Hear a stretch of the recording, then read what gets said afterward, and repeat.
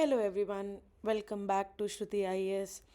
This is video 6 of direct sources of page wise, chapter wise, exact questions from M.Laxmikanth. If you are new here, please go watch the 2005 video.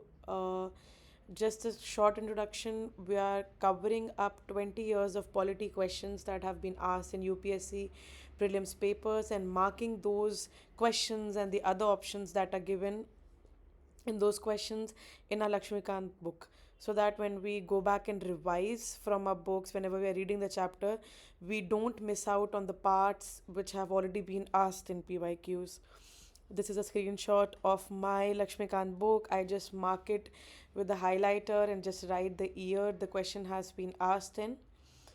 Anyways, uh, starting with the first question, the topic is Article 143.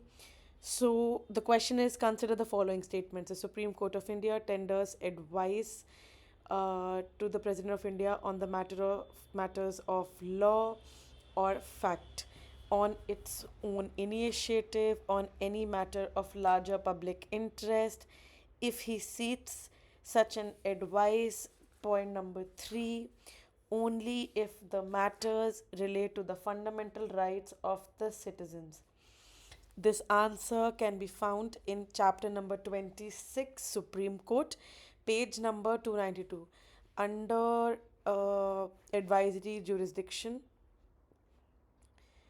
Point number 4, we check here, it's written that the Constitution, Article 143, authorizes the President to seek the opinion of the Supreme Court in two categories of matters. A, on any question of law or fact of public importance which has arisen or which is likely to arise. B, on any dispute arising out of any pre-constitution treaty, agreement, covenant, engagement, and all these things. Uh, Okay, so nowhere it is written that the Supreme Court is going to give the advice on its own in the article, and also like if we read the Constitution under Article 143, nowhere it is written that the Constitution will do it on its own initiative. It's only when the President seeks the opinion of the Supreme Court. The first one becomes incorrect. Second is of course correct, because when he's seeking the advice, then only it is happening. Again, only if the matters relate to the fundamental rights of the citizens. Now we can see here there are two categories of matters, category A and category B. So it means that president can ask for advice in other matters as well, and not just the fundamental rights of the citizens, which makes our only statement 2 correct, and answer becomes B, 2 only.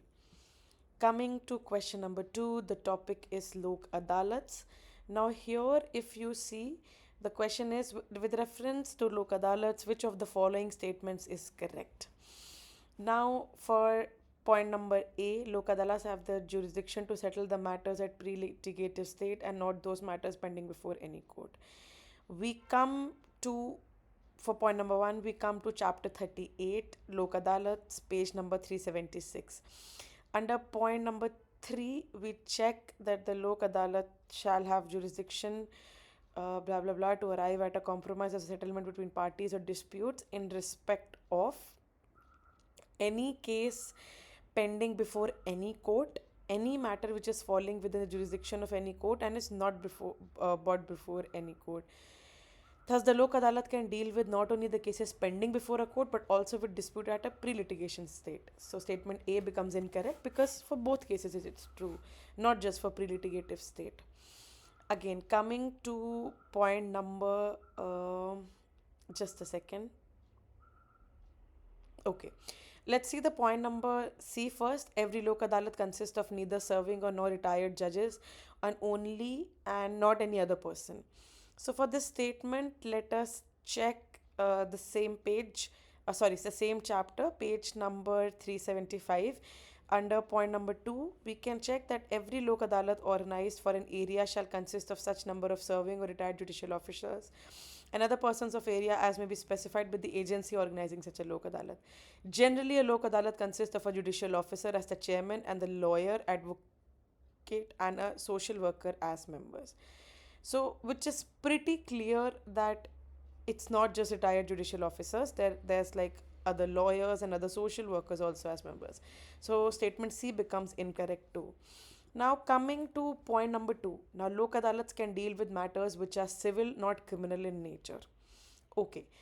This particular statement, like in the form of a statement that only civil and so the answer is civil and criminal both cases can be done by Lok Adalats, but this particular statement is not written in the exact same words.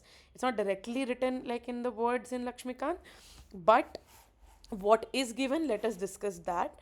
So under page number 376, we check here that the Lok Adalat shall have no jurisdiction in respect to any case or matter relating to an offence not compoundable under any law. In other words, the offences which are non-compoundable under any law fall outside the purview of Lok Adalats. So here it is given, I mean, here we have to assume a little bit. I mean, we can probably Google this a little bit, but the assumption would be that they are talking about any civil and any criminal case, and only the cases which are which are compoundable can be done by Lok Adalats. Now, what does compoundable offense mean? It means where it's a crime where the parties involved can reach a compromise and they can discontinue a further trial action. And non-compoundable offenses mean which is a criminal offense in which there can be no compromise and it cannot be settled outside of a court and has to go through a full trial. So technically this statement was not given, but the answer is that B is also incorrect. Civil and criminal both cases are allowed. Only the cases which are non-compoundable are not allowed, right? So answer becomes D. None of the statements given above is correct. Coming to question number 3, the instruments of instruction contained in the Government of India Act 1935 have been incorporated in the Constitution of India in their 1950 as. This answer is directly given in chapter 9 DPSP page number 108 under features of DPSP point number 2. The directive principle resemble the instruments of instruction enumerated in the Government of India Act of 1935. In words of Dr. Ambedkar, DPSPs are like the instruments of instruction which were issued to the Governor General and to the governors of the colonies of India by the British government under the Government of India Act of 1935. The difference is that they are instructions to the legislature and executive. So here our answer becomes B, directive principles of state policy. Coming to question number 4, the topic is Finance Commission. Who of the following shall cause every recommendation made by the Finance Commission to be laid before each house of the Parliament? Question number 4, we can find the answer in chapter 46, page number 432. Finance Commission. The first paragraph. The Commission submits its report to the President. So the answer clearly becomes she lays it before the House of the Parliament along with the explanatory memorandum as to the action taken on its recommendation. Answer becomes A, the President of India. Coming to question number 5, the topic is Union Budget of the Parliament. Which of the following is responsible for the preparation and presentation of Union Budget to the Parliament? The answer is Department of Economic Affairs. This statement is not directly given in Lakshmikant, but let us just read some information about this. Union Budget is referred to as annual financial statement in Article 112 of the Constitution. The Budget Division of the Department of Economic Affairs is responsible for the preparation of Union Budget. This comes under the Ministry of Finance. Coming to question number 6, the topic is Finance Commission again. Which of the following authorities make the recommendations to the governor of a state and to the principles for determining the taxes and the duties which may be appropriated by the panchayats in that particular state? Now, for this answer, there are two ways to go about it. We go to chapter 55, page number 463 under constitutional prescriptions. We check table number 55.9, point number 5. So it's about constitutional prescriptions with respect to submission of reports. Finance Commission submits its report to the President. State Finance Commission, point number 2, submits its reports to the Governor related to Article 243I. So from here we know that the report of State Finance Commission is submitted to the Governor.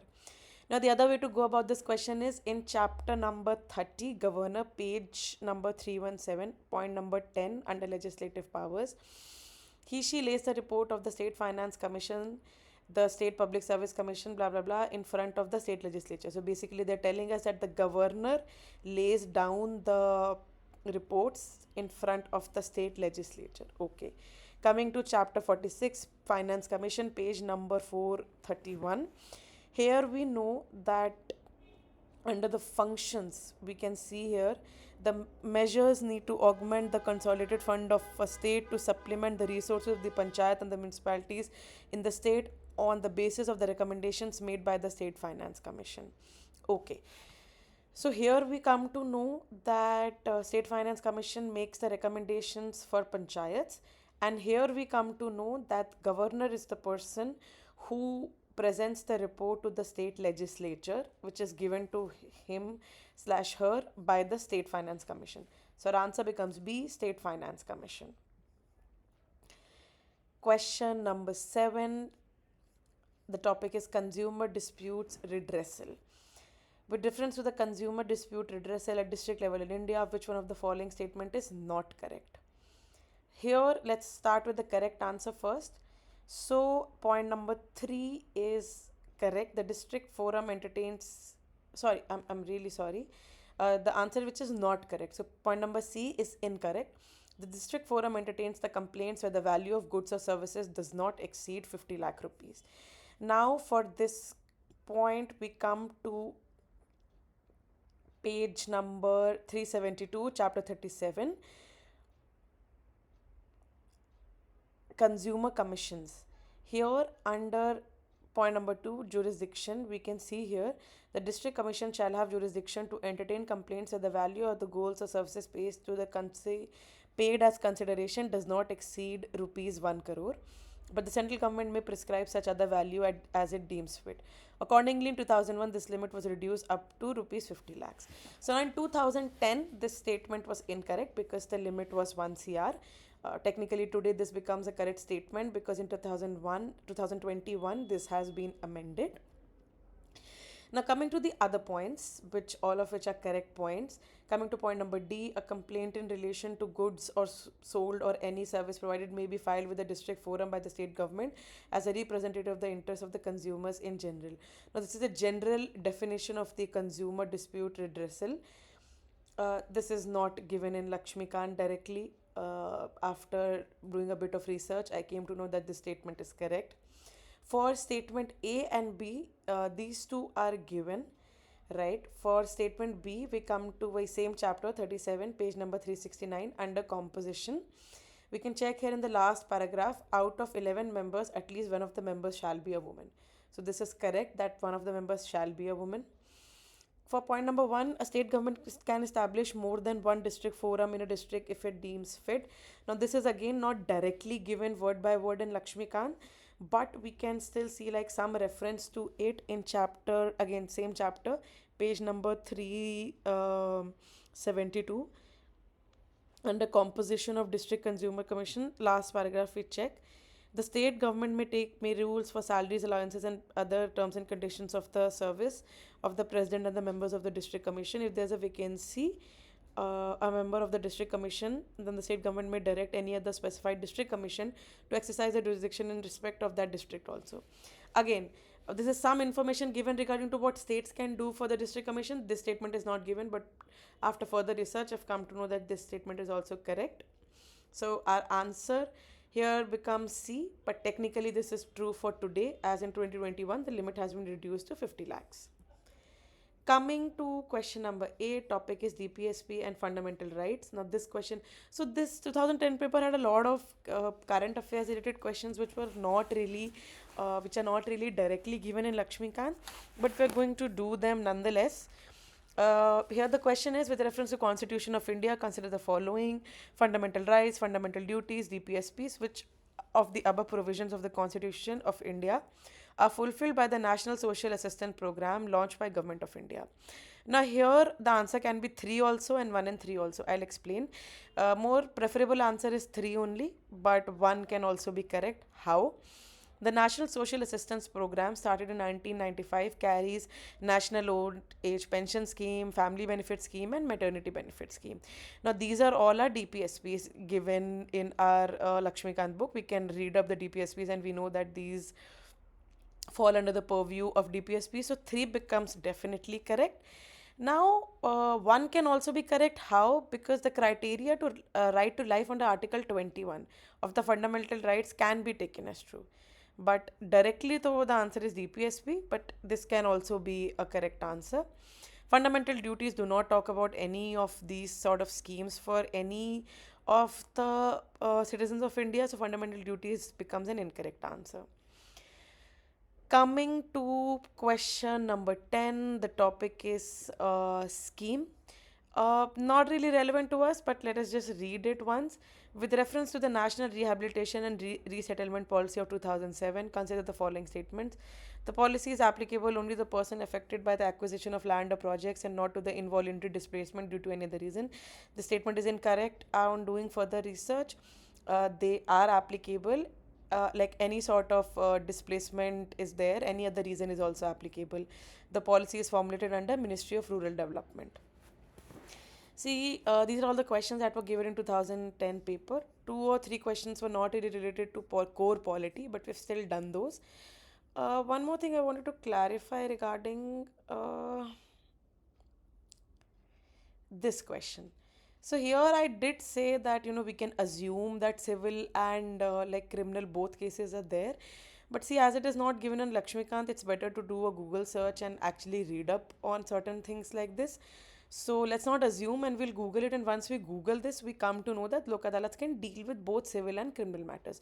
Only with matters which are non-compoundable under the law fall outside the purview of Lok Adalats. So we're going to take this as true, and for this one, we're going to do a Google search. I think this is more or less it for this video. As we move ahead to 2011-12 questions, there'll be more core polity questions which will add up because the number of polity questions asked has also increased in the last 10 years than they used to be asked before that. I hope you like the video, and if there's any confusion, please do let me know. I'm also trying to get these videos out at least like once every 2 days.